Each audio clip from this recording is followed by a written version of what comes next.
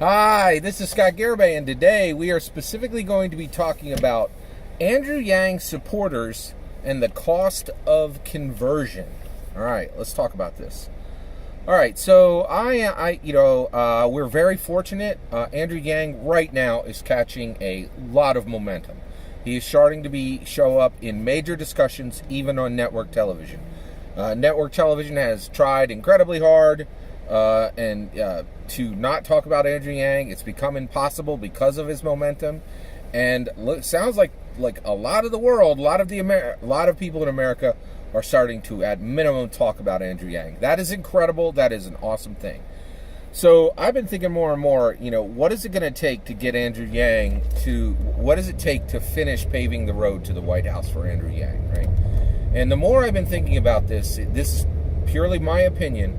I think that the road, the 2020 road paving to the White House for Andrew Yang is not done by rallying the base, right? The Democrat blue base, right? And the road to victory is actually paved with conversions, with taking a Republican voter who was intending to vote for Donald Trump or voted for Donald Trump in the last election and converting them. This is huge. Every time this happens, it takes one vote away from Trump and gives it to Andrew Yang. This is the road to victory. Now, just real quick, I'll explain. Remember, rally the base, smile at all your people, work real hard. It's exactly the road to defeat that Hillary already displayed. We cannot follow it again, right? There should be no more. Basically, we should I think Andrew Yang should shift as quickly as possible away from rallying the base to very clearly beginning conversion voting, right? Convert Donald Trump voters to Andrew Yang, okay? And the reason why is absolutely no one in the world is better at rallying the Democrat blue base than Donald Trump. He does it every single day with his chaos, and he is assuring every Democrat, every blue in America, that if you dare to not vote in the primary or in the general election, or if you dare to not vote, if you dare to not vote, he will make your life a living hellscape for another 4 years, just like he's already done. All right. So the road to victory is conversion voting, right? Convert, take somebody who is a Republican and make them a Democrat, right?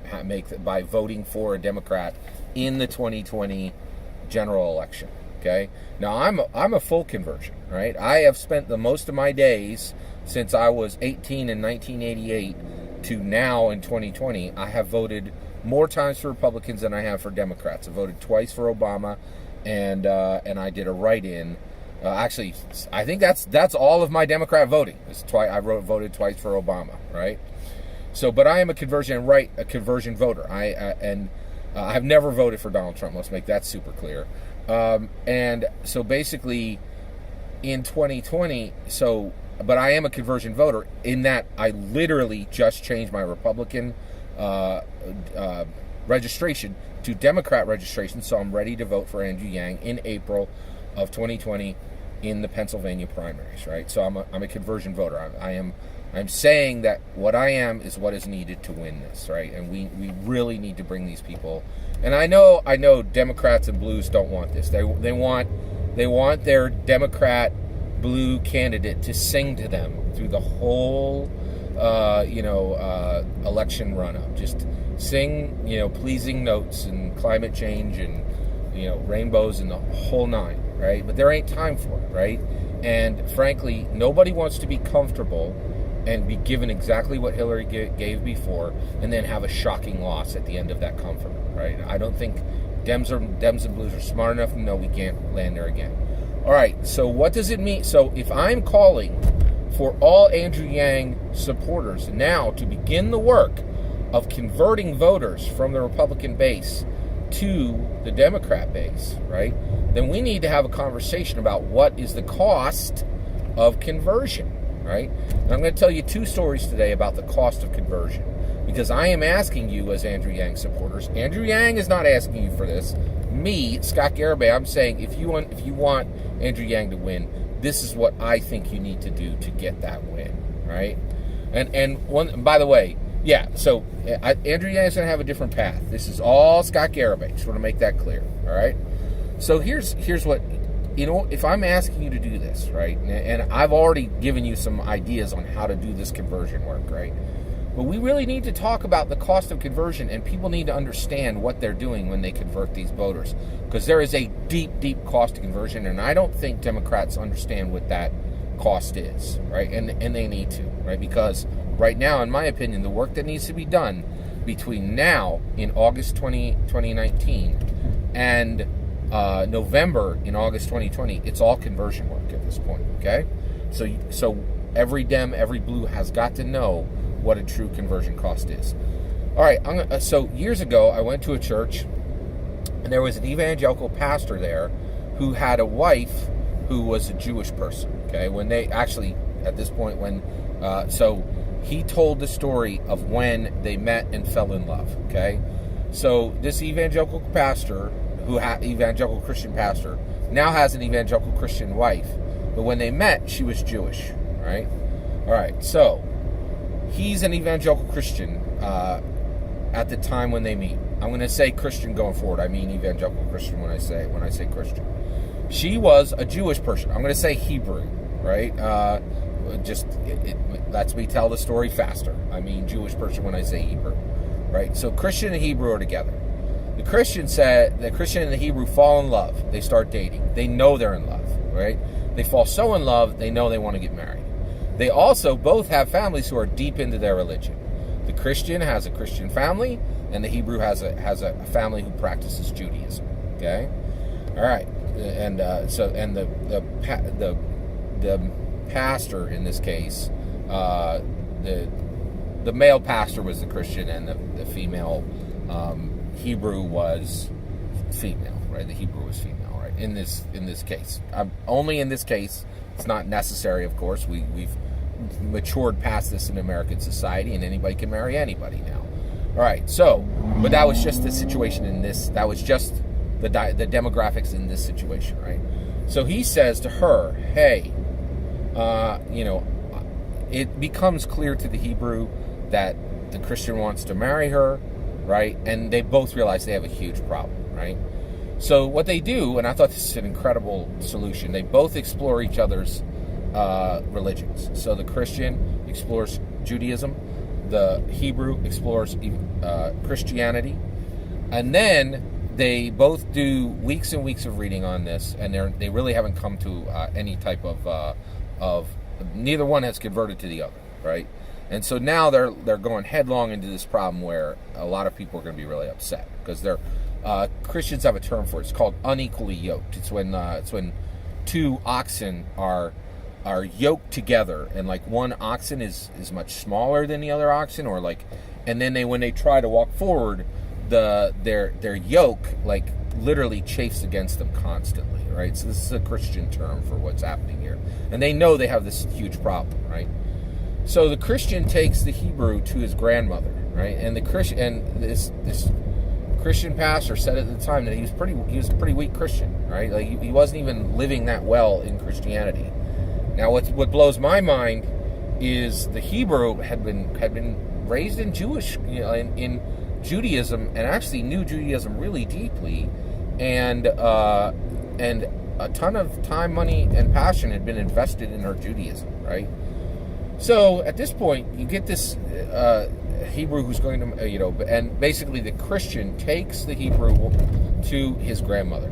His grandmother said, and they explain the situation, right? Christian says, "Grandma, how can a Hebrew become a Christian?" Right? And asks his grandmother flat out.